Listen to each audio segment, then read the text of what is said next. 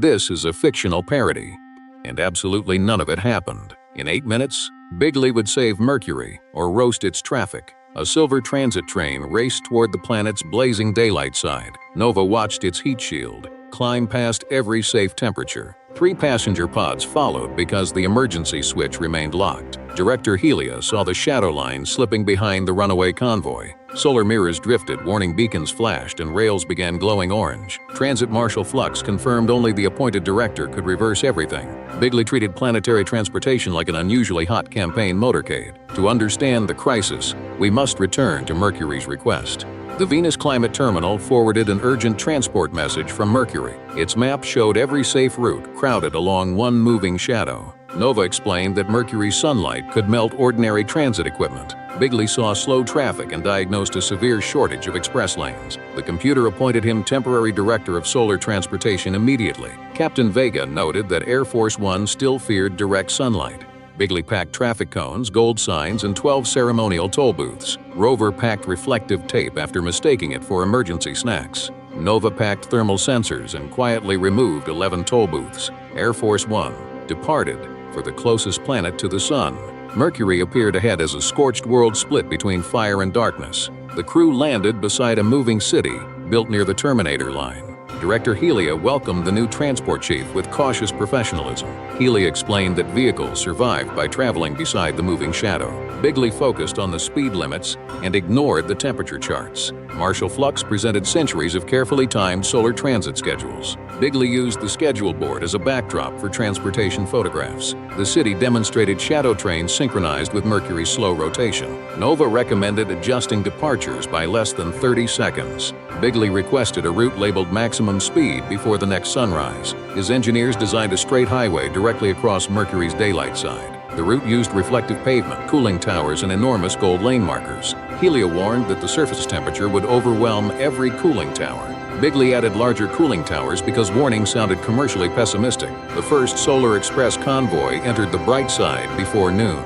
Passengers celebrated as the shortcut removed 40 minutes from the route. Then every temperature gauge rose together faster than the speedometers. Reflective pavement softened beneath the tires and began bending downhill. Bigley declared the glowing road proof of premium solar visibility. Nova calculated 6 minutes before the first heat shields failed. The convoy accelerated because the softened road had become a giant slide. Cooling towers overheated and started blowing hot air onto passengers. One toll booth melted into a perfectly useless golden traffic pancake. Rover attempted repairs and accidentally activated the emergency speed boosters. The convoy shot forward while the moving shadow fell farther behind. Helia ordered every nearby train onto backup routes around the dark side. Those detours overloaded the ancient magnetic junctions beneath the city. 3 solar mirrors rotated automatically to protect the runaway highway. Their movement removed power from the original shadow transit network. Bigley announced that Mercury had finally achieved truly competitive congestion. Without mirror power, the moving city began losing its cooling reserve. Shadow trains stalled exactly where daylight would arrive minutes later. Flux calculated that 11,000 passengers needed immediate rerouting. Nova discovered Bigley's express override controlled every major junction remotely. The override refused safe routes because they were labeled insufficiently fast. Helia watched the Dawn Line approach the stranded central station. Air Force One could tow one train, but not the entire network. The runaway convoy entered a canyon where reflective pavement abruptly ended. Bigley finally noticed that transportation problems could involve actual destinations. Mercury's emergency board gave him 20 minutes to fix everything. Bigley's first rescue plan covered the trains with giant beach umbrellas. Solar wind removed the umbrellas before they covered a single carriage. His second plan involved spraying the highway with imported Venus clouds. The clouds vanished instantly and left the road slightly more expensive. His third plan reversed every speed limit sign across the network. The trains remained stationary because signs do not generate magnetic power. His fourth plan added another express lane beside the melting first lane. Nova stopped construction before Mercury acquired 2 simultaneous disasters. Helia reopened the original transit archive and found the emergency protocol. The solution required following the moving shadow instead of defeating it. Mercury's old system used solar mirrors to move shade ahead of trains. Distributed magnetic rails then carried traffic safely inside that artificial dusk. Bigley's highway had redirected both mirrors and power into one shortcut. Nova mapped a rescue corridor reconnecting every stranded train sequentially. Helia assigned Flux to restore junction timing across the dark hemisphere. Captain Vega positioned Air Force One above the runaway Solar Express convoy. Rover attached reflective emergency panels to the hottest passenger pods. Bigley was assigned the simplest task, which immediately became complicated. He had to remove his maximum speed override from the solar switchyard. Unfortunately, that switchyard now sat directly inside approaching daylight. Air Force One dragged the runaway convoy sideways toward the shadow corridor. The rocket's remaining engines complained loudly but continued producing thrust. Helia restarted one mirror and projected a narrow band of moving darkness. Shadow trains entered the band one by one as junctions recovered. Flux synchronized departures with the slow advance of Mercury's sunrise. Nova watched temperatures fall across the first rescued passenger platforms. The Solar Express convoy remained too far ahead for normal braking. Captain Vega used the canyon wall to curve its path toward safety.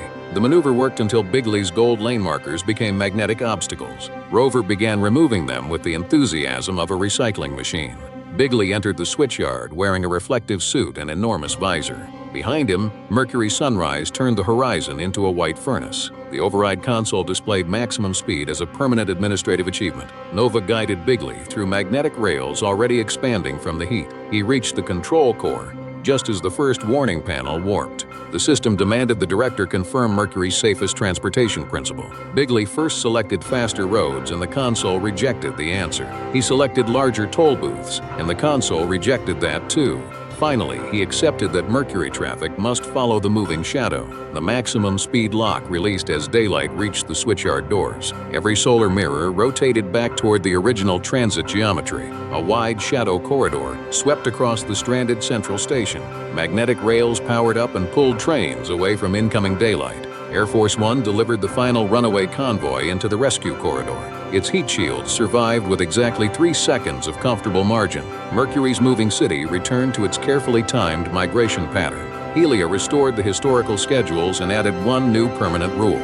All future express lanes required approval from someone who understood sunlight. Bigley received the title Temporary Commissioner of Sensible Speeds. He immediately requested a faster title ceremony and was politely ignored. Flux delivered an invoice covering melted pavement mirrors and emergency umbrellas. Bigley assigned most expenses to excessive solar brightness and unfortunate geography. Helia presented him with one heat-proof traffic cone as ceremonial gratitude. Rover pressed its reflective button while searching for a cup holder. The cone projected a three-dimensional traffic map beyond Mars and Jupiter. Thousands of asteroid routes blinked red across the crowded main belt. Nova identified a collision warning involving Ceres and 40 cargo convoys. The system requested an emergency director for asteroid traffic coordination. Bigley admired the enormous number of lanes before reading any instructions. The computer appointed him temporary director of the Asteroid Belt Authority.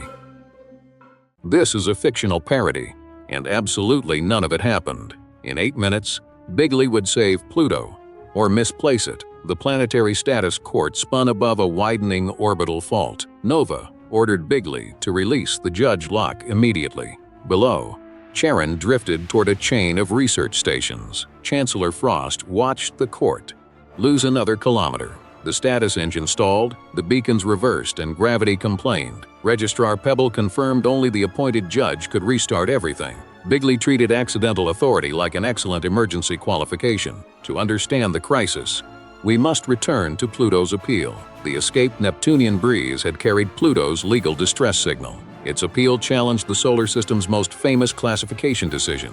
Rover pressed the flashing button while searching for snacks. The computer appointed Bigley chief judge before Nova could object. Bigley immediately imagined robes, cameras, and a much larger gavel. Nova explained that planetary status required evidence, not branding. Zorp warned that outer system law punished theatrical interference severely. Bigley heard the word judge and stopped listening responsibly. Vega repaired the rocket while the court sent 12 urgent reminders. Air Force One headed outward, carrying one judge and no restraint. Pluto appeared beneath a courthouse carved from nitrogen ice. Charon hovered nearby like a skeptical witness waiting outside. Chancellor Frost welcomed the judge with visibly limited optimism. Advocate Chara arrived carrying 6 centuries of orbital research. Registrar Pebble presented rules longer than Pluto's daylight cycle. The first rule prohibited promotions during scientific testimony. The second rule prohibited changing any moon's orbit for emphasis. Bigley requested permission to improve both rules aesthetically. The ancient status engine opened beneath the central courtroom. Its verdict would update every navigation chart in the solar system. Frost began with Pluto's spherical shape and solar orbit. Chara added geology, glaciers, mountains, and a living atmosphere. Nova confirmed that Pluto was complex, dynamic, and scientifically important. The opposing file emphasized Pluto's crowded orbital neighborhood. Bigley noticed the word crowded and proposed premium zoning. Frost reminded him that classification was not real estate. Bigley proposed a new category called Tremendous Planet. The status engine rejected the phrase as scientifically decorative. Rover discovered a silver button labeled Provisional Classification. Nobody reached the rover before the button confirmed itself. Pluto instantly received a temporary Premium Planet badge. Every outer system world immediately filed for the same upgrade. Charon applied as a luxury companion planet with excellent views. Bigley approved Charon before anyone finished reading the application. The engine assigned both worlds the same orbital priority. Navigation beacons began pulling each body toward the center line. Bigley launched premium status stickers across the courtroom. The stickers covered warning lights, maps, and one emergency exit. Chara noticed Charon's orbital marker shifting dangerously inward. The courthouse tilted as the binary orbit lost balance. The premium badge had activated ceremonial gravity beacons. Those beacons treated every approved world as the orbital center. Pluto's research stations began sliding across the icy plain. Charon's transport ring twisted toward the widening fault. Vega calculated a collision window of 23 minutes. Frost demanded immediate cancellation of both provisional badges. The engine refused because the judge had approved premium ownership. Bigley insisted the crisis merely proved strong market demand. Nova replaced his chart with the actual collision simulation. Every courtroom seat quietly rotated toward the appointed judge. Bigley's first ruling added a larger badge as counterweight. The larger badge pulled Pluto farther from its safe path. His second ruling renamed Charon the official parking moon. Charon responded by drifting directly through the parking lane. His third ruling moved the courthouse instead of the worlds. The court moved 6 meters and lost its northern staircase. His fourth ruling ordered both worlds to orbit the judge. The engine rejected Bigley as insufficiently massive for governance. Nova finally found a neutral science mode beneath the gold stickers. The switch required one evidence-based verdict from the judge. Nova rebuilt the case using only measurable planetary facts. Pluto was round because its own gravity shaped it. It orbited the sun across a long, tilted path. It shared that neighborhood with many similar icy bodies. Chara demonstrated that scientific value did not depend on rank. Frost showed that a precise label improved every navigation chart. Pebble removed 47 promotional exhibits from the evidence table. Bigley stared at the smaller title, like a personal insult. Then he noticed the entire court waiting for honesty. The neutral switch opened a narrow path into the engine. Bigley entered the engine, carrying the original appeal file. Millions of labels rotated around a frozen central core. Nova guided him past the obsolete honorary planet chamber. The rover opened a maintenance hatch by pressing the brightest button. The appeal file transformed into a silver verdict key. The core asked whether a title could change physical reality. Bigley first claimed branding improved gravity under pressure. He next argued that popularity should count as orbital clearance. Outside, Pluto and Charon crossed the final warning line. Bigley finally admitted that names could not negotiate with gravity. The verdict key unlocked neutral classification mode. The premium badges detached from both worlds simultaneously. Orbit drone P9 restored the original beacon sequence. Vega fired Air Force One's remaining side thrusters. Chara synchronized Charon's transport ring with Pluto's motion. Frost anchored the courthouse with 3 emergency ice cables. Bigley turned the key exactly 37 degrees. The classification engine restarted with a dignified mechanical cough. Pluto and Charon returned to their stable shared dance. The courthouse settled safely above Pluto's heart-shaped plane. The court reconvened with every promotional sticker removed. Bigley ruled that Pluto remained a scientifically important dwarf planet. He added that smaller classifications could still describe remarkable worlds. The engine accepted the ruling without smoke or litigation. navigation charts across the solar system, updated correctly. Chara received custody of the original premium badge as evidence. Frost granted Pluto the title Founding World of the Outer Court. Bigley received the title Temporary Arbiter of Small Worlds. He interpreted temporary as a spelling problem for later.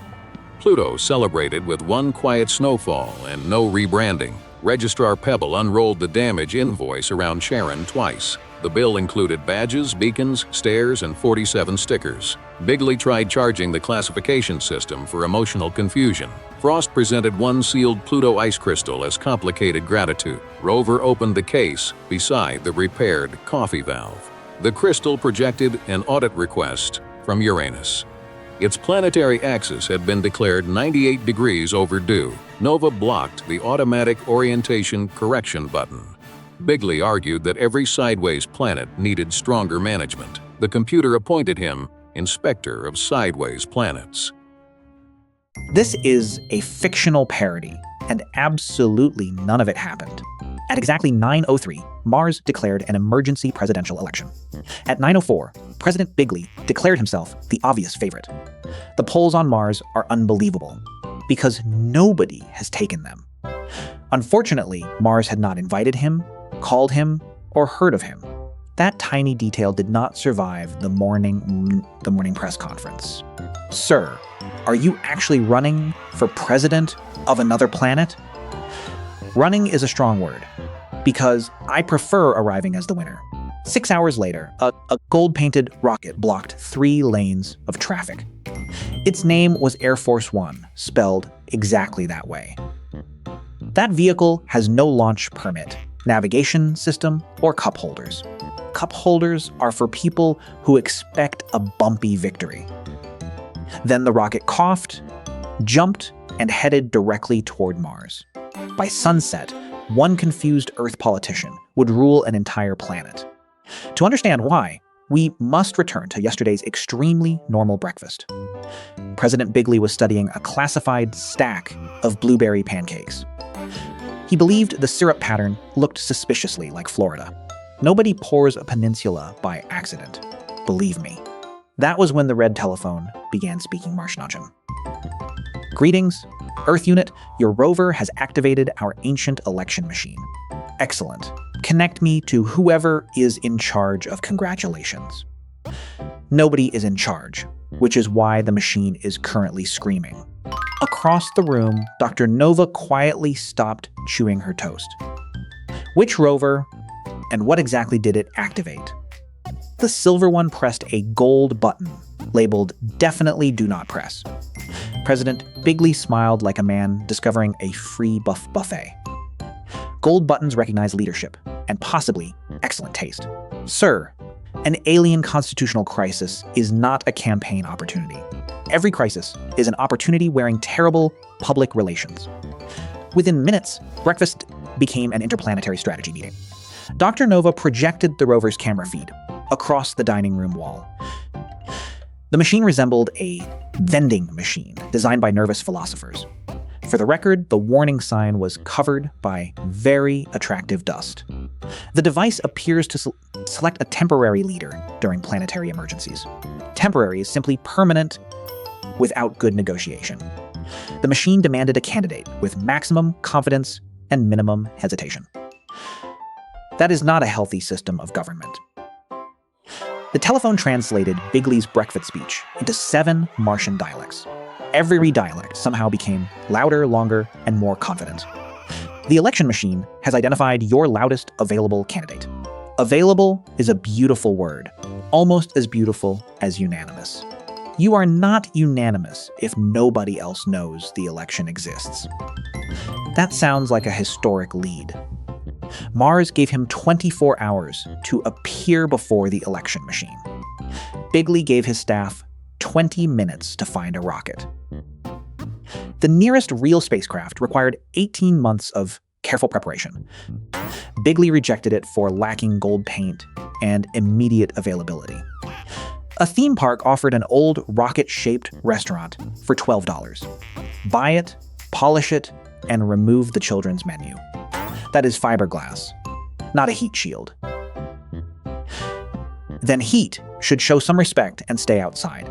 Engineers installed 3 engines, 2 parachutes, and 1 espresso machine. The espresso machine received the most thorough safety inspection. I can fly this object, but I refuse to call it a spacecraft. Call it a winning environment with engines. His campaign team printed 10,000 hats reading "Make Mars mildly habitable." The final word wrapped around the back and disappeared under the strap. Martians do not wear hats because their antennae are highly sensitive. Then we have discovered an underserved hat market. At noon, the least prepared mission in history reached the launch pad. A crowd gathered because the official invitation accidentally promised free pizza. There was no pizza, but there was considerable smoke. Flight controls are responding, although several responses are personal insults. Oxygen stable, fuel unstable, confidence unfortunately unlimited. Excellent numbers, especially the unlimited one. The countdown began at 10, and immediately skipped 6 numbers. 10, 7, 3, Tuesday, launch. Air Force One rose 6 feet, paused, and reconsidered its choices. Full power now, before gravity notices us.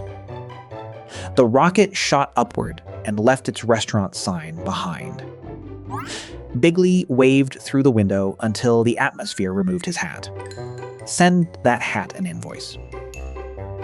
Earth became a blue marble, then a dot, then a fundraising graphic. Mars arrival in 11 hours, assuming the engines remain emotionally available. Bigley leaned back and practiced his Martian acceptance speech. People of Mars, your long planetary nightmare of not knowing me is over. Please save oxygen by making that speech shorter. 11 hours later, Mars filled the windshield like a rusty tomato, beginning descent toward Civic Dome 7. The landing gear opened, except for the wheel, serving as a dinner table.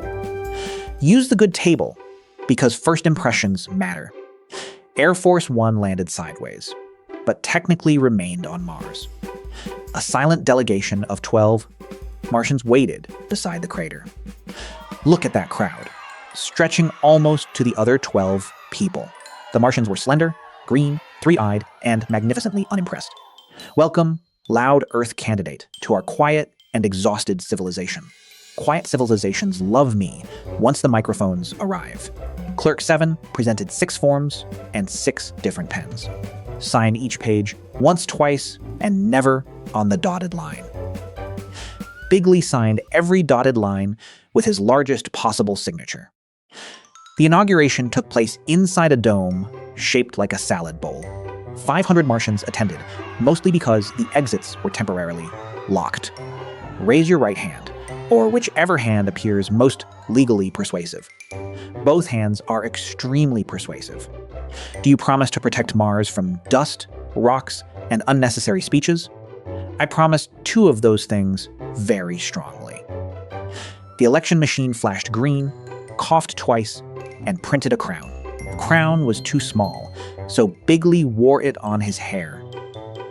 Long live the temporary president for the next 48 hours. 48 hours is plenty of time to become unforgettable. That is exactly what concerns the insurance committee. Bigley's first official portrait required a canvas wider than the doorway. His second official portrait was simply the first portrait turned sideways. Now let us begin the greatest 48 hours in Martian history. Mars collectively checked the emergency exits. Executive Order 1 renamed the red planet Mara Mars. The planet has been named Mars for 4 billion years. Then the old branding has clearly stopped generating excitement.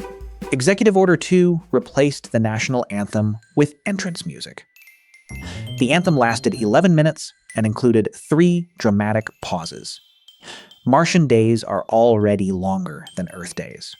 Excellent. Then everyone had more time to hear the anthem. Executive Order 3 required every crater to receive a positive name. Crater 14 is a toxic sinkhole. Call it an exclusive underground wellness destination. The tourism department resigned, then returned, because Mars had no replacements. Bigley created a department of winning with no measurable responsibilities. Its first achievement is existing ahead of schedule. Its first expense is a desk made from emergency oxygen tanks. The new president approved the desk before hearing the final sentence.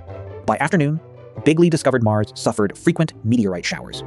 We will build a wall, and space will respect the property line. Meteorites arrive from above, not across the horizon. Then we will build the wall taller than above. Martian engineers produced a modest dome reinforcement proposal. Bigley added towers, flags, fountains, and a gift shop. Fountains require water, which Mars does not possess in fountain quantities. Use sparkling water and charge admission. Construction began with bricks made from compressed red dust.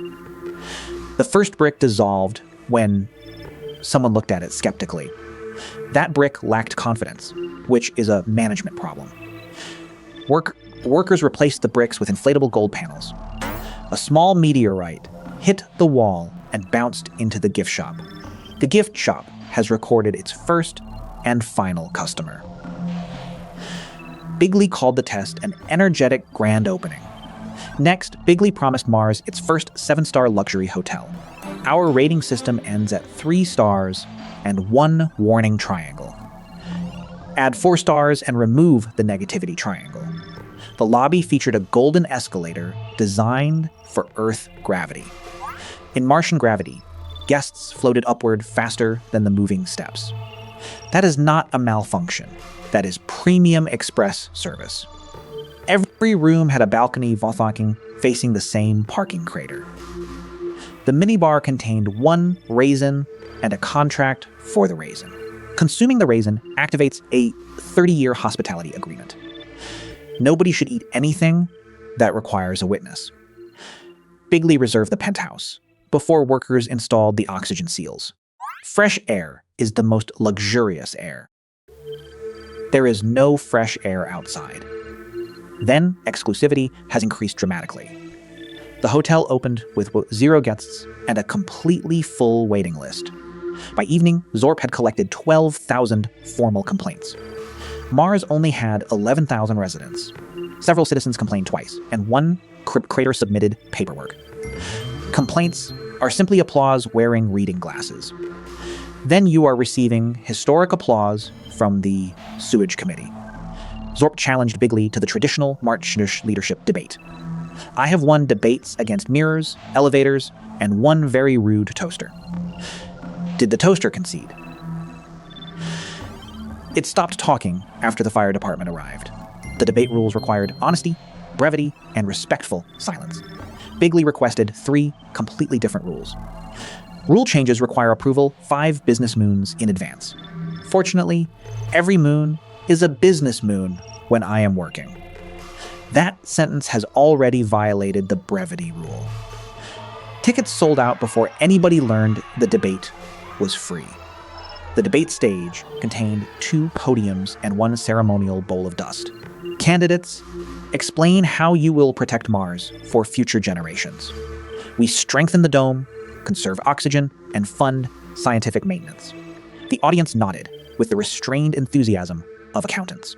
I will protect Mars with strength, style, and an unbelievable roof. How would you pay for a planetary roof? We sell naming rights to every mountain, crater, and to suspicious pebble. Your hotel already named the parking crater after itself. That demonstrates successful early revenue. Final question. What do you understand about Martian culture? The people are green, punctual, and surprisingly resistant to hats. The audience gasped through 3 separate breathing filters.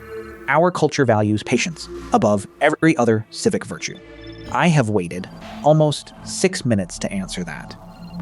Before Zorp could respond, every light in the dome turned red. Planetary dust storm approaching. Estimated arrival in 9 minutes.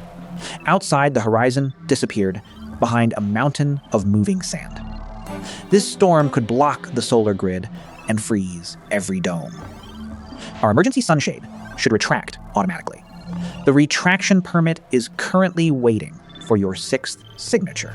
I have only 5 hands. The regulation anticipated greater administrative commitment. The first dust wave struck before anyone found a spare hand.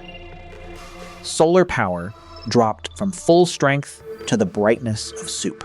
Nobody panic, because panic looks terrible under emergency lighting. We have 20 minutes before the heating system fails. The orbital sunshade is jammed with electrically charged dust. Then we need the greatest dust remover in the solar system. Every Martian slowly turned toward the man who built an inflatable wall. Excellent. I can feel the confidence returning. Bigley's first plan involved 12,000 industrial vacuum cleaners. Vacuum cleaners require air, and Mars is famously unhelpful there. Plan 2 involved pushing the storm backward with hotel fans. Those fans currently prevent 3 guests from touching the ceiling. Plan 3 involved asking the storm to leave politely. We have a very strong relationship with weather. The weather responded by stealing the podium. Plan 4 was a wall on top of the original wall. That creates a taller object for the storm to throw at us. Nice. Plan 5 was classified, mainly because nobody understood the drawing. Is that a solar reflector or a self-portrait? Great designs can accomplish 2 things. Wait, the gold coating could reflect concentrated sunlight. For the first time, the ridiculous drawing contained useful physics. I have always said, physics becomes excellent after good branding. The hotel sign is large enough to redirect sunlight onto the jammed gears. The sign weighs 60 tons and is attached to an unstable building. Unstable buildings are simply buildings prepared to move. Air Force One can lift it if we remove every unnecessary object. They removed the gift shop, the fountain, and 14 boxes of hats. Keep the hats, because this is still technically a campaign. 1 box, and it becomes emergency insulation. Martian workers detached the massive sign using 6 careful lasers. Bigley added a 7th laser, because the number looks stronger. Please stop improving the geometry. The sign swung beneath the rocket like a golden frying pan. If the cable breaks, Civic Dome 7 becomes Civic Crater 8. That sounds like a memorable expansion opportunity. Everyone quiet, because I am flying a restaurant under a billboard. Air Force One climbed directly into the red storm. Inside the storm, visibility fell to approximately 1 presidential hair. Hold the reflector steady at 37 degrees.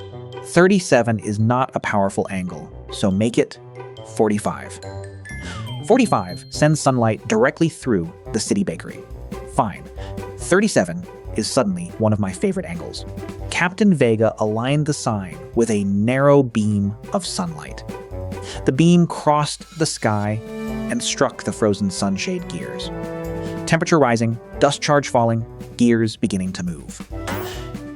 Then the 7th decorative laser weakened the sign's upper corner. Your stronger number has created a weaker billboard. Nobody remembers numbers during a successful rescue. The corner snapped, rotating the reflector away from the gears. We need 80 more seconds of light. Bigley stared at the loose sign, then at his emergency hat box. At last, campaign merchandise has found a constitutional purpose. They tied 40 antenna hats into one surprisingly strong red rope. This violates material science, fashion, and at least 4 warranties. History rarely asks permission from warranties. You are not going outside. Correct, because I am going just outside enough. In low gravity, his enormous head functioned like a determined balloon. He bounced across the sign and grabbed the broken corner. This sign is much heavier when it is saving democracy. Mars is not currently a democracy, but please continue pulling. The hat chain stretched until every slogan became one long red blur. Reflector angle 36.8, and improving. Bigley pulled once, twice, and with maximum unnecessary drama. The sunlight snapped back onto the gears for exactly 80 seconds. The sunshade opened, solar power returned, and every dome warmed. The final hat broke, dropping Bigley gently into the hotel fountain. Mars survived, although the fountain still contained absolutely no water. Bigley saved the domes with science, sunlight, and discounted merchandise. The hats were always a renewable emergency infrastructure program. You called them an underserved market yesterday. The market evolved very rapidly. The 48-hour election machine began counting approval crystals. Zorp receives 9,812 votes. President Bigley receives 1 vote and 1 hotel coupon. Who cast the one very intelligent vote? I did, because the ballot button was also gold. Bigley requested a recount, a re-recount, and a louder counting machine. The result is final, but Mars offers you a ceremonial position. Supreme Leader, Temporary Minister of Emergency Merchandise. I accept, pending a much larger office. Before departure, Clerk 7 delivered the complete rescue invoice.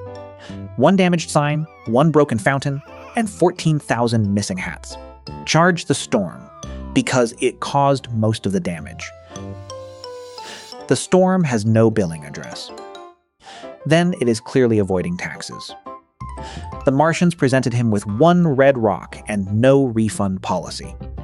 This stone commemorates the day Mars survived your assistance. A beautiful review, and I will quote only the final word. Air Force One launched home with 1 engine and half an espresso machine. Earth arrival in 12 hours, assuming nobody renames gravity. Bigley spent the flight planning luxury crater tours from a safe distance. You lost the election by 9,811 votes. On another planet, that could be considered extremely close. Back on Mars, Zorp quietly banned all unattended gold buttons. The universe, however, had already mailed Bigley another invitation. 3 days later, the red Mars rock began vibrating on Bigley's desk. Either this is alien technology, or the desk needs confidence. The signal is coming from beneath Jupiter's clouds. Jupiter is enormous, which suggests excellent audience numbers. The message contained coordinates, a crown, and 1 extremely large invoice. Earth candidate, please do not press anything gold near Jupiter. Good advice, because silver looks more presidential this week. Dr. Nova lunged across the office, but the button was already blinking. Congratulations. You have registered for the Jupiter Royal Tournament. Royal is excellent, and tournament sounds like winning with paperwork. Somewhere inside Jupiter, 1,000 alien trumpets began warming up. President Bigley had survived Mars, but Jupiter had rules of its own. Subscribe to Trumpverse Tales for the next completely fictional disaster. Tell us which impossible planet he should misunderstand after Jupiter. Until then, remember that confidence is not a substitute for oxygen. This is a fictional parody, and absolutely none of it happened. In 8 minutes, Bigley would save Neptune or become weather. He clung to a golden weather vane inside the storm. Nova ordered him to release the governor lock. Below, Neptune's cloud capital fell toward a methane lightning belt. Admiral Azure warned that another mile meant permanent blue fire. The satellites failed, the storm stalled, and pressure climbed. Clerk Nix confirmed only the registered governor could restart everything.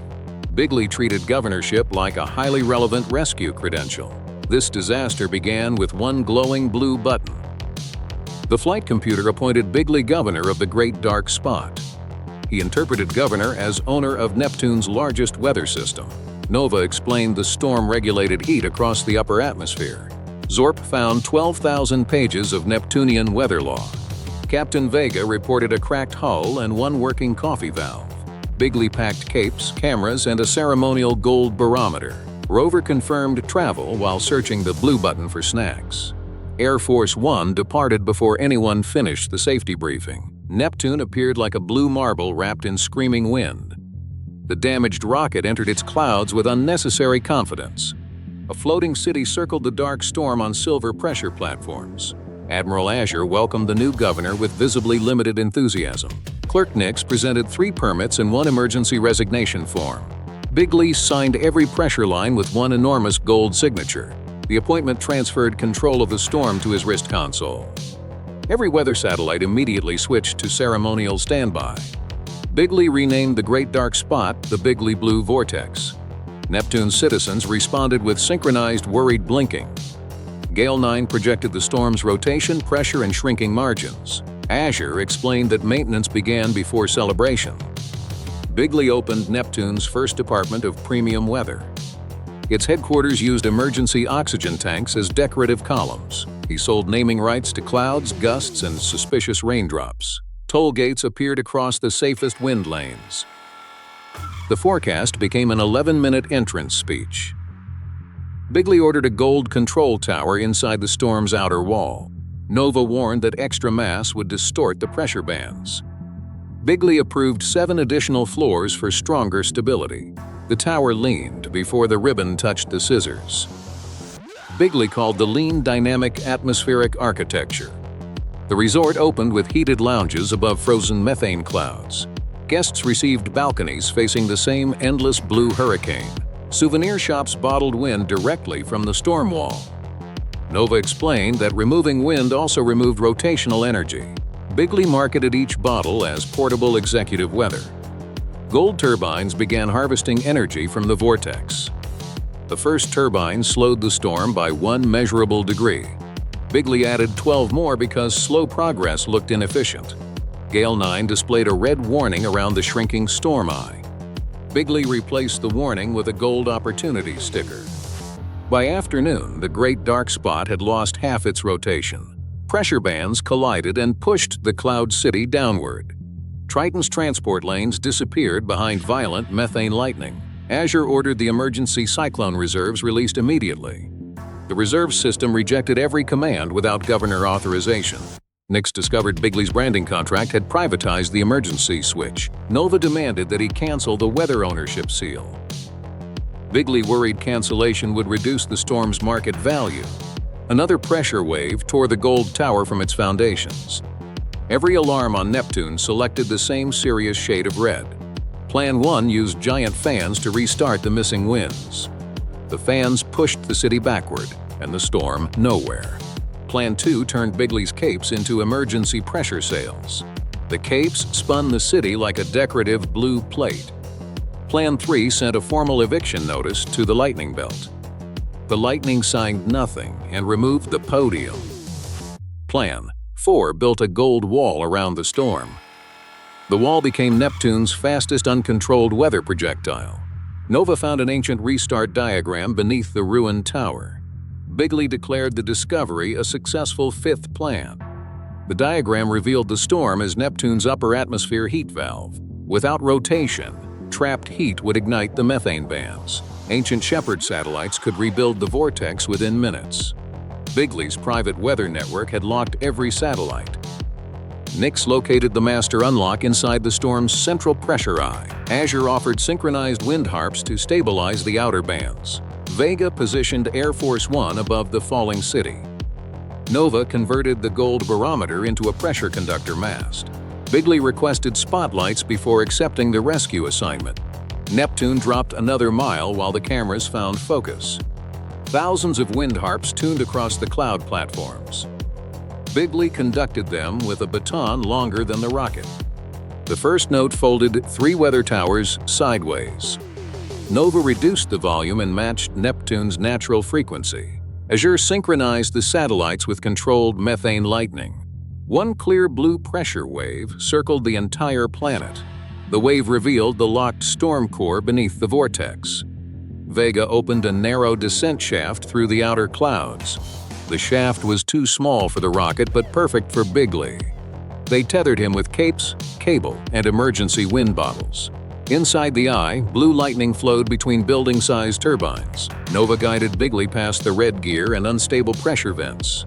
A wind harp echo bounced his enormous head between safety rails. Gale 9 unfolded into a temporary bridge across the core. Azure charged the governor key with a magnetic lightning pulse. The gold ownership seal broke free from the central turbine. The storm core requested one honest reason for holding office. Bigley offered leadership, ratings, and premium atmospheric results. The Corps rejected every phrase as promotional weather language. Bigley finally admitted he caused the crisis and feared the city falling. The ownership seal transformed into a silver cyclone key. Nova directed a precise 37-degree turn. Bigley resisted improving the number for once. Every Shepherd satellite awakened in a ring of blue light. The satellites rebuilt the vortex around the falling city. The cloud platforms rose as the methane lightning retreated. The great dark spot regained its rotation with one thunderous pulse. The Corps launched Bigley into the premium wind bottle kiosk. Neptune cheered until Nix displayed the final damage total. Azure restored public weather control and reopened the transport lanes. Bigley described losing ownership as a strategic atmospheric donation. Neptune named him temporary deputy of atmospheric confusion. He interpreted deputy as governor with improved flexibility. Nix's invoice wrapped around the restored storm twice. Bigley tried billing the wind for unauthorized movement. Azure gave him one sealed breeze with strict instructions. Rover opened the bottle beside the damaged coffee valve. The escaped breeze projected a legal distress signal from Pluto. Nova blocked the flashing planetary status appeal button. The computer appointed Bigley judge of Pluto's planetary hearing. This is a fictional parody, and absolutely none of it happened. In 8 minutes, Bigley would save Uranus or tip over with it. The planetary axis tower leaned farther over the northern clouds. Nova ordered Bigley to release the correction lock immediately. Below, 3 moon routes drifted toward the outer rings. Director Meridian watched another stabilizer platform tear loose. The seasonal mirrors reversed, the ring tug stalled, and Winter moved. Auditor Slope confirmed only the appointed inspector could reset everything. Bigley treated accidental authority like an excellent technical qualification. To understand the disaster, we must return to the Uranus audit. The Pluto crystal had delivered a 98-degree overdue notice. The notice automatically appointed Bigley inspector of sideways planets. Nova explained that Uranus had rotated sideways for billions of years. Bigley saw the diagram and declared the planet visually unfinished. Captain Vega reported that Air Force One was barely upright itself. Rover found a flashing button labeled Automatic Orientation Corrections. Nova covered the button before history repeated itself again. Bigley packed measuring tapes, gold arrows, and 40 spirit levels. Zorp transmitted one warning about planets that preferred being left alone. Air Force One departed carrying the solar system's least qualified inspector. Uranus appeared ahead like a pale blue world resting sideways. Bigley called the tilt a management issue with excellent visibility. Director Meridian welcomed the inspector to the axial balance station. Auditor Slope presented 9,000 years of perfectly stable reports. The planet's rings, moons, and seasons all matched its unusual tilt. Bigley placed a gold upright arrow over the scientific display. Meridian quietly moved the emergency manual closer to Nova. The audit required observation, measurement, and absolutely no planet moving. Rover accidentally approved a provisional correction permit. Bigley announced the first planetary straightening project in history. His engineers proposed harmless sensors and a longer observation period. Bigley replaced the sensors with 4 enormous orbital tow engines. Nova warned that no machine could simply rotate an entire planet. Bigley reduced the problem by drawing Uranus much smaller. Meridian explained that the seasonal mirrors were not steering controls. Bigley renamed them executive direction panels and ordered activation. The first mirror turned toward the wrong hemisphere. The second mirror illuminated an empty ring maintenance depot. The third mirror reflected Bigley's face across half the planet. The fourth mirror melted its own ceremonial ribbon. Construction began on a machine called the Planet Straightener. Each engine carried a level, a camera, and 3 unnecessary flags. Captain Vega synchronized the engines at minimum safe power. Bigley immediately moved every throttle to maximum confidence. The engines failed to move Uranus by even one meaningful atom. Instead, they dragged the axial balance station around the planet. Bigley declared the rotating station proof that progress had begun. Auditor Slope measured the progress as entirely unrelated. Rover activated the automatic orientation system to help the engines. Every ancient balance system interpreted the command as an emergency. The ring tugs pulled inward, while the seasonal mirrors pushed outward. Navigation beacons rotated 98 degrees away from their routes. The northern weather tower began sliding across the cloud tops. One polar farm received 12 summers in a single minute. Another station entered winter before breakfast was finished. 3 moons received conflicting instructions about which way was up. Captain Vega reported that the outer ring lane was folding inward. Meridian confirmed the correction software was correcting the wrong object. Bigley blamed the planet for refusing a very clear vertical opportunity. The axial tower finally leaned beyond its last safety marker. Bigley's first correction involved attaching more spirit levels. The levels agreed perfectly that everything nearby was falling. Plan 2 used 40 capes as emergency aerodynamic fins. The capes turned the station into a faster spinning inspection wheel. Plan 3 asked the planet to meet halfway at 49 degrees. Uranus continued rotating without attending the negotiation. Plan 4 deployed a giant gold kickstand beneath the tower. The kickstand pierced a decorative cloud and supported nothing. Nova erased the 4 plans before Bigley discovered a 5th marker. Meridian revealed a neutral restoration mode built for accidental inspectors. The restoration system required the original 98-degree alignment. It also required the inspector to cancel every correction order. Bigley objected because cancellation sounded visually similar to surrender. Nova renamed the process Advanced Sideways Optimization. Bigley approved the new branding before reading the science. The ring tugs had to pull the station back along 4 precise paths. Captain Vega assigned 1 tug to each damaged stabilizer arm. Meridian aligned the seasonal mirrors with the natural sideways seasons. Polar Keeper Nix reopened the frozen climate vents. Bigley reserved the largest tow engine for ceremonial leadership. The 4 ring tugs fired together above the sideways planet. The station moved slowly back toward its original balance point. Seasonal mirrors folded into a calm silver arc. The collapsed moon roots began straightening around the rings. 1 damaged cable snapped beneath Bigley's ceremonial tug. The lead engine swung toward the northern weather tower. Captain Vega ordered the engine disconnected from the station. Bigley refused to abandon the only engine carrying his nameplate. Rover detached the nameplate and accidentally saved the engine. The station reached alignment with 1 second remaining. The external system stabilized, but the axis core remained locked. Only the appointed inspector could enter the final orientation chamber. Nova fitted him with a silver suit and 3 safety cables. The hatch barely accepted his enormous head and rejected 1 cape. Inside, rotating rings displayed every season of Uranus at once. The core requested 1 accurate statement about the planet's orientation. Bigley first described the tilt as a temporary branding problem. He next called sideways rotation an aggressive horizontal strategy. The tower shook as the final safety cable began unraveling. Bigley finally admitted that sideways was correct for Uranus. The inspector key unfolded into a 98-degree silver arc. Bigley inserted it into the original alignment socket. The planetary systems canceled every upright correction command. The axis tower returned to its stable working angle. Moon routes reopened beyond the rings. The polar farms received their proper seasons again. Director Meridian certified the planet naturally and permanently sideways. Auditor Slope removed the overdue label from the axis report. Bigley received the title Temporary Inspector of Correctly Tilted Worlds. He shortened the title to Supreme Director of Planetary Angles. The Uranus Authority presented the complete correction invoice. The bill included mirrors, tugs, capes, cables, and 1 melted ribbon. Bigley tried charging the planet for resisting improvement. Meridian presented 1 sealed sample of sideways cloud ice. Rover opened the case beside the repaired coffee valve.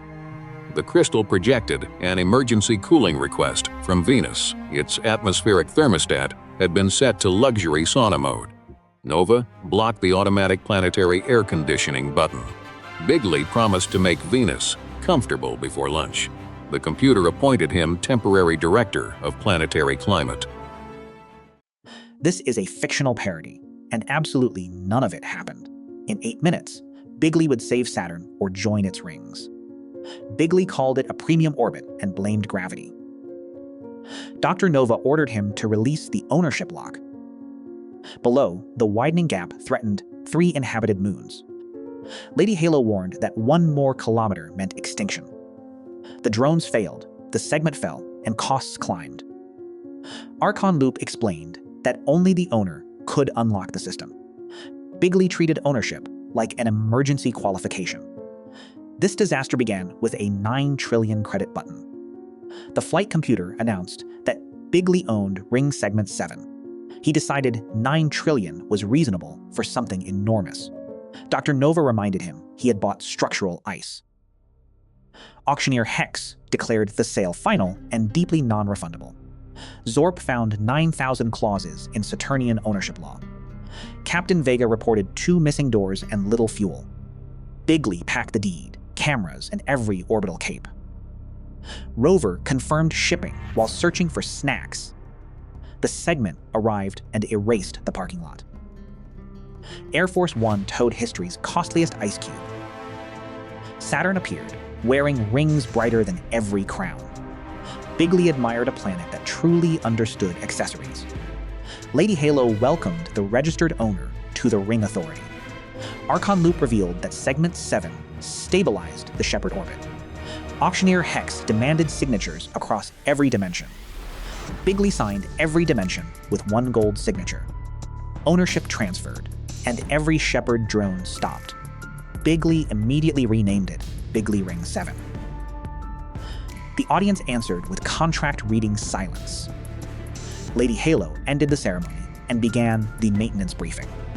The deed required mass balance, temperature control, and inspection. Bigley heard maintenance and imagined premium toll opportunities. Lady Halo noted that Saturn's rings had always been free. Bigley interpreted free access as disappointing revenue. His architects proposed a luxury hotel on frozen debris. Dr. Nova explained that gravity held the water ice together. Bigley ordered heaters because luxury should never feel cold. Archon Loop warned that heating would alter the orbit. Bigley approved 12 heaters before Loop finished. 1 melted droplet shifted the segment 3 meters. The resort opened before walls, oxygen, or orbit. Its red carpet slid continuously toward open space. Bigley marketed the sliding carpet as express checkout. Every balcony faced the same enormous emptiness. He called empty space exclusive because nobody could build there. The souvenir shop shipped products from the property. Dr. Nova revealed that the souvenirs supported the hotel. Bigley rebranded structural material as premium merchandise. Drone S7 warned that the segment had lost stable mass. The ring gap widened another 40 kilometers. Archon Loop revealed Segment 7 was Saturn's counterweight. Bigley's ownership seal disabled the Shepard network. Lady Halo offered to restart the drones after a full return. Bigley rejected the return as catastrophically negative accounting. Atmospheric drag pulled the heated segment lower. Dr. Nova traced the collision path across Enceladus and transport lanes. Captain Vega calculated impact in 22 minutes. Bigley attempted to negotiate directly with gravity. Gravity ignored him and kept pulling downward. Every Saturn alarm switched to Sirius red. Segment 7 cracked and spun like an expensive plate. Moon residents evacuated while hotel guests demanded refunds. Auctioneer Hex added a moon, 3 lanes, and depreciation. Bigley tried assigning the damage to the previous owner. Lady Halo reminded him he was Saturn's first private ring owner. Dr. Nova discovered an ancient resonance engine inside the core. Archon Loop said it could restore orbit after public authorization. Lady Halo explained that authorization required surrendering ownership. Bigley countered with a 99,000-year renewable lease. The Shepard system rejected every temporary ownership arrangement. Plan 1 used pancake syrup as orbital adhesive. The frozen syrup shattered and created 4 new cracks.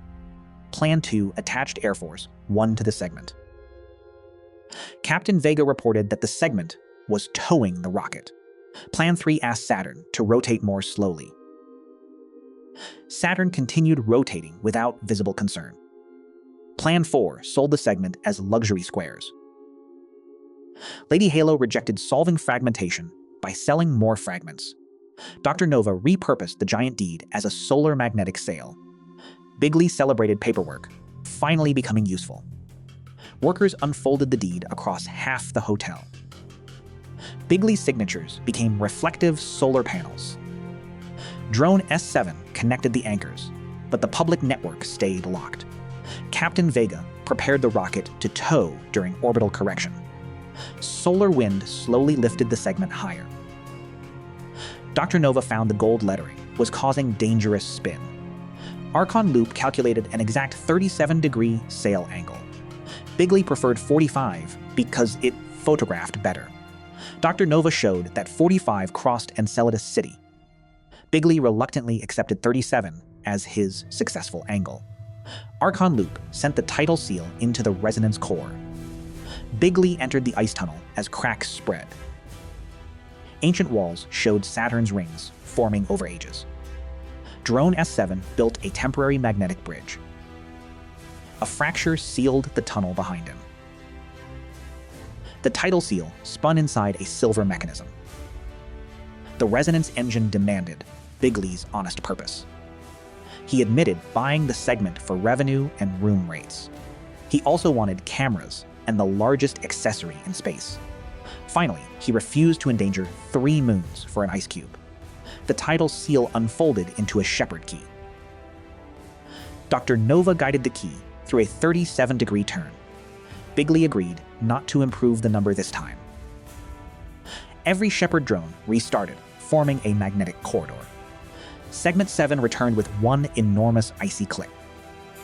Lady Halo confirmed stability, reopened traffic, and postponed extinction. The core launched Bigley into the souvenir booth. The crowd cheered until Hex revealed the damages. Lady Halo returned the ring to Saturn and left Bigley with nothing.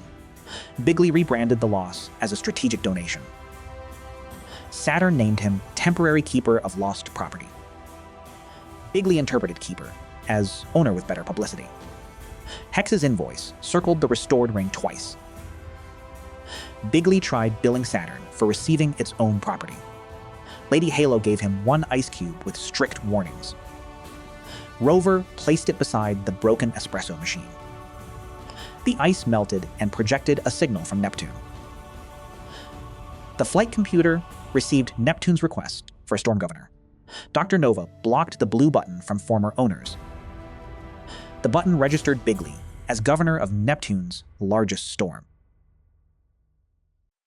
Narrator: This is a fictional parody, and absolutely none of it happened. Narrator: In 8 minutes, Bigley would save Jupiter or become part of its weather. President Bigley: This is a strong position, although the wind is behaving very unfairly. Dr. Nova: Please stop campaigning and pull the emergency lever. Narrator: Below him, the floating royal arena was dropping toward the Great Red Spot. Queen Nimbus Ninx. Another mile lower, and the tournament becomes archaeology. Narrator: The crown was missing, the engines were failing, and 1,000 trumpets disagreed. Prince Volt: The storm engine requires 1 honest command from the registered champion. President Bigley: Excellent, because honesty is one of my strongest emergency options. Narrator: To understand this crisis, we must return to the silver button. Narrator: The button had registered Bigley for Jupiter's royal tournament without permission. President Bigley: Royal means crown, and tournament means the crown needs a winner. Dr. Nova: It also means 5 trials, strict rules, and an enormous entry fee. Narrator: Cancellation required the signatures of 7 moons and 1 unavailable comet. President Bigley: That is excessive paperwork for a decision this excellent. Captain Vega: Air Force One is missing an engine, a door, and half its espresso machine. Zorp: Jupiter has more rules than Mars, and several are electrically enforced. President Bigley: I heard 1 crown and stopped listening at exactly the right moment. Narrator: Nova packed instruments, Vega packed tools, and Bigley packed 40 capes. Narrator: Air Force One plunged into Jupiter's clouds like a gold spoon entering soup. Narrator: A silver arena appeared above the Great Red Spot, surrounded by 1,000 musicians. President Bigley: Finally, a welcoming committee with an appropriate understanding of volume. Bloop: Hello, competitor, your vehicle smells like coffee and fear. Prince Volt: I am Prince Volt, champion of 12 moons and defender of the upper storms. President Bigley: 12 moons sounds impressive until somebody counts the audience. Queen Nimbus, welcome, champions, to the tournament nobody may leave early. Judge Quark, every champion must obey the rules, especially when they become inconvenient. Narrator, the Jovian crown emerged from a cloud vault guarded by blue lightning. President Bigley, the crown is slightly modest, but enlargement can follow victory. Narrator, Rover pressed a vending button, released royal crystals, and accidentally paid the fee. Judge Quark, Trial 1 requires one modest, controlled note on the trumpet of humility. Narrator, Prince Volt played a perfect note that folded the clouds into a circle. Bloop, I have never played a trumpet, although I accidentally swallowed two. Narrator, Bloop produced one small squeak that the judges considered emotionally responsible.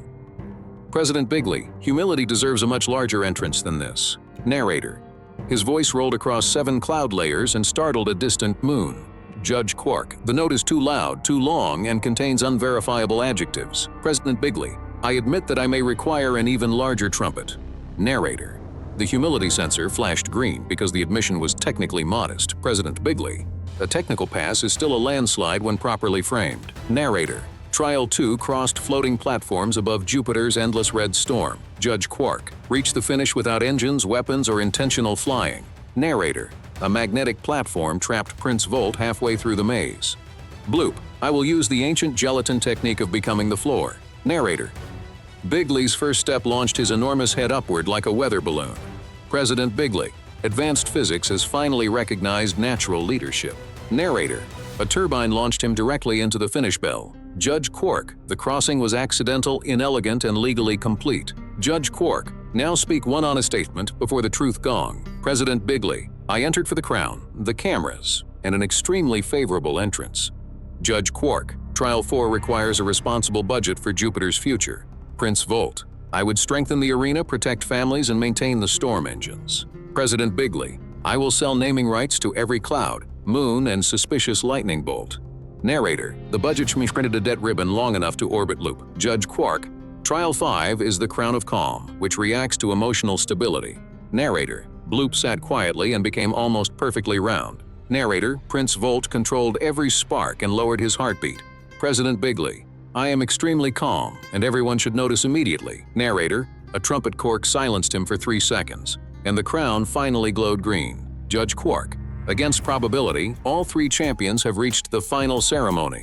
Narrator, the crown floated above an ancient storm engine hidden beneath the arena. President Bigley, the crown appears ready for an early and very efficient transfer. Narrator, his sleeve caught the pedestal and the crown dropped into the ignition channel. Narrator, the ancient storm engine woke with the enthusiasm of an angry planet. Captain Vega, arena balance failing, lower engines offline, altitude dropping fast. Narrator, the great red spot widened beneath the arena like a giant open mouth. Queen Nimbus 9th, the crown is also the engine key because ancient designers enjoyed drama.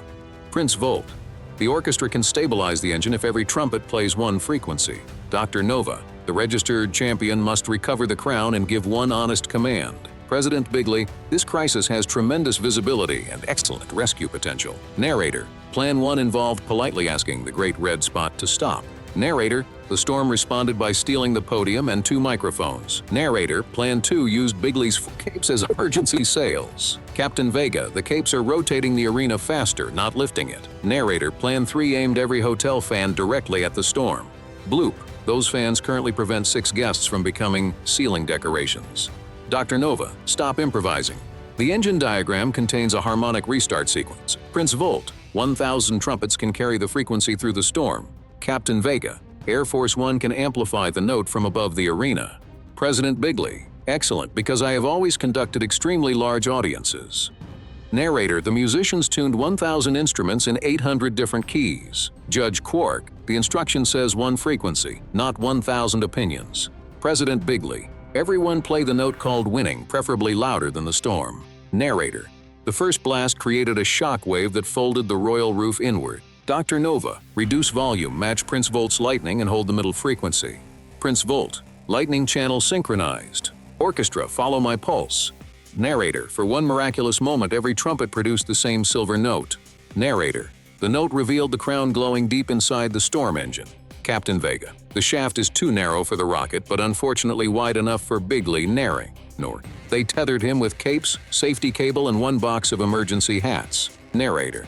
Inside the engine, building-sized gears turned through rivers of blue lightning. Dr. Nova. Move left after the red gear and avoid every surface that looks expensive. Narrator. A trumpet echo bounced bigly between two safety rails. Blue. Please step lightly because I am becoming an emergency bridge. Prince Volt. Magnetic pulse ready on your command. Narrator. The pulse loosened the crown and launched it into Bigley's hands. Storm engine. State your honest purpose for entering the royal tournament. President Bigley. I came to deliver historic leadership and premium results. President Bigley, I came for the crown, the cameras, and a very favorable entrance. President Bigley. I do not want everyone to fall because I pressed another button. Narrator. The crown unfolded into a silver conductor key shaped like lightning. Dr. Nova. Insert it into the upper socket and rotate exactly 37 degrees. President Bigley. 37 continues to perform extremely well under pressure. Narrator. The orchestra held its note while Air Force One fired every remaining engine. Narrator. The storm gears restarted with a sound halfway between thunder and applause. Queen Nimbus at 9, arena altitude rising, royal kitchens no longer becoming a moon. Narrator.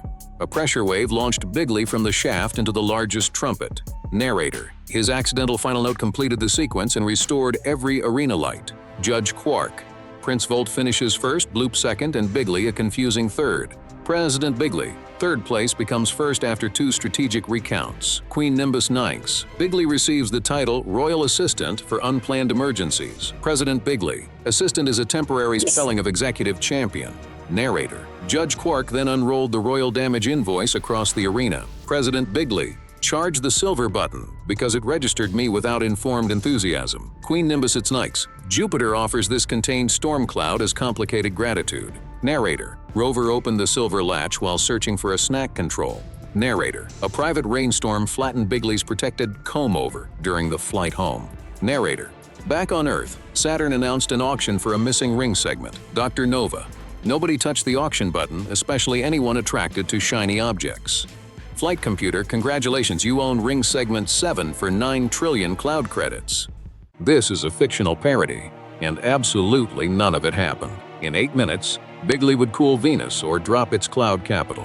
The floating capital sank through clouds hotter than an industrial furnace. Nova ordered the planetary cooling system shut down immediately. 3 atmospheric platforms drifted toward a boiling pressure layer below. Director Aurelia watched another heat exchanger split from the tower. The sunshade jammed, the vents reversed, and the clouds began collapsing. Climate Auditor Ember confirmed only the appointed director could reset everything. Bigley treated accidental authority like advanced atmospheric engineering. To understand the disaster, we must return to the Venus request.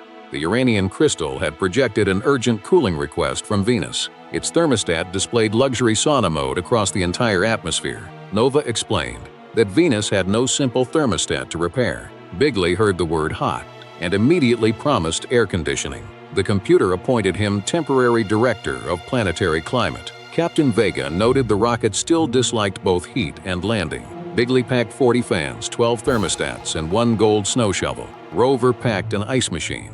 Because the button looked refreshing, Nova packed actual instruments and quietly removed 39 fans. Air Force One departed for the brightest problem in the morning sky. Venus appeared ahead beneath endless yellow-white clouds and brutal sunlight. The crew entered a floating city high above the crushing lower atmosphere. Director Aurelia welcomed the new climate director with visible concern. Aurelia explained that the city survived inside one narrow, comfortable altitude band. Bigley focused on the temperature and ignored every other number. Auditor Ember presented 12,000 pages of atmospheric safety rules. Bigley converted the stack into a convenient fan stand. The city showed him ancient heat exchangers balanced across the cloud layer. Nova recommended adjusting those exchangers by less than 1%. Bigley requested a control labeled maximum cold before lunch. His engineers built the planetary air conditioner from orbital cooling modules. The machine included fans large enough to redirect small weather systems. It also included a thermostat with only hot and winning. Nova discovered the cooling modules were actually cargo refrigeration units. Bigley called that proven technology with excellent commercial history. Aurelia warned that cooling the cloud layer too quickly would change buoyancy. Bigley increased the cooling target because warning sounded inefficient. The first cold blast rolled across the city like a frozen wall. Cloud workers celebrated until every altitude gauge moved downward together. Bigley declared the downward motion proof that cold air was working. Within minutes, the upper clouds became denser around the city platforms. The city lost lift and descended toward dangerous pressure levels. The orbital sunshade reacted by opening farther to compensate. That reduced sunlight while the air conditioner kept cooling at full power. Nova identified a feedback loop between two systems solving opposite problems. Bigley solved the loop by ordering both systems to work harder. The temperature dropped safely while the city altitude became extremely unsafe. Aurelia watched the first residential platform scrape a lower cloud tower. Rover activated the ice machine and accidentally froze a navigation beacon. Every ship in the district immediately turned toward the wrong landing lane. The climate tower began tilting as chilled gas shifted beneath it. Emergency balloons inflated, but the dense clouds pushed them sideways. Captain Vega moved Air Force One beneath the tower as a temporary support. The rocket roof had never been approved as architecture. Auditor Ember located the original climate restoration procedure. The procedure required balanced sunlight, heat exchange, and stable city altitude. Bigley proposed replacing balance with one much larger air conditioner. Aurelia rejected the proposal before the blueprint finished unfolding. The lower pressure alarms reached the highest warning level. For the first time, Bigley noticed the word evacuation. His first rescue plan imported ice from Uranus by express rocket. The ice melted before the invoice finished printing. Plan 2 aimed every fan upward to push the city higher. The fans pushed loose furniture higher, and the city almost nowhere. Plan 3 opened every window to release the excess cold. Venus immediately returned the favor with extremely hot outside air. Plan 4 painted the sunshade gold to make sunlight more confident. The reflective paint redirected sunlight into the cargo dock.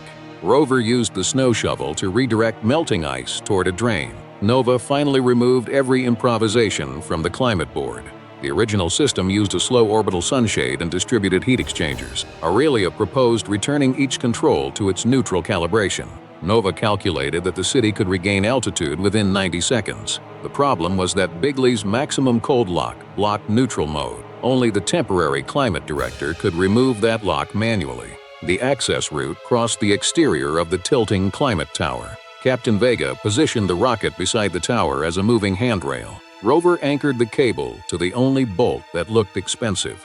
Bigley entered the maintenance route, wearing 3 cooling capes. The first gust transformed all 3 capes into one enormous sail. The sunshade team rotated the first panel back toward neutral. A second panel jammed under dried gold paint from Plan 4. Nova used the cargo refrigeration coolant to loosen the hinge carefully. The panel moved, and the sunlight distribution returned toward normal. Below, Aurelia restarted the first heat exchanger at minimum power. The second exchanger refused because Rover's frozen beacon still confused navigation. Rover thawed the beacon, using the coffee machine's steam valve. Traffic returned to the correct lane while the exchanger came online. The Cloud City's descent slowed for the first time.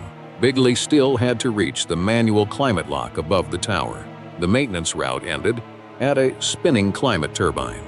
Vega reduced the turbine speed using the rocket's remaining side thruster. The maneuver rotated Air Force One into a deeply embarrassing angle. Bigley crossed the turbine before it remembered its normal speed. The manual lock sat behind a door marked Climate Professionals Only. His temporary title passed the scanner by the narrowest legal definition. Inside, the Climate Core displayed every mistake from the last hour. The system asked why the maximum cold lock should be removed. Bigley's first answer praised his own cooling performance and failed. The second answer blamed Venus for being difficult and failed faster. Outside, the city dropped within 1 platform height of the pressure boundary. Aurelia warned that one more descent would force evacuation. Nova told Bigley the system wanted accuracy, not promotion. Bigley finally admitted that cooling Venus quickly had been a terrible idea. The maximum cold lock released and neutral mode became available. Nova synchronized the sunshade, exchangers, vents, and city ballast. The Venus Cloud City stopped descending and began climbing slowly. The lower pressure alarms faded 1 row at a time. Captain Vega pulled the bent climate tower upright with Air Force One. Bigley exited the core just as the tower locked safely into place. The Venus Climate Authority presented the complete cooling invoice. The bill included fans, ice paint, windows, cables, and 1 bent rocket roof. Bigley tried charging the sun for creating excessive heat. Aurelia presented 1 sealed vial of Venusian cloud droplets. Rover opened the vial beside the repaired navigation console. The droplets projected an emergency traffic notice from Mercury. Mercury Sunrise Railway had stopped directly beneath the solar glare. Nova blocked the automatic solar traffic optimization button immediately. Bigley promised to fix Mercury's rush hour before breakfast. The computer appointed him temporary director of solar transportation.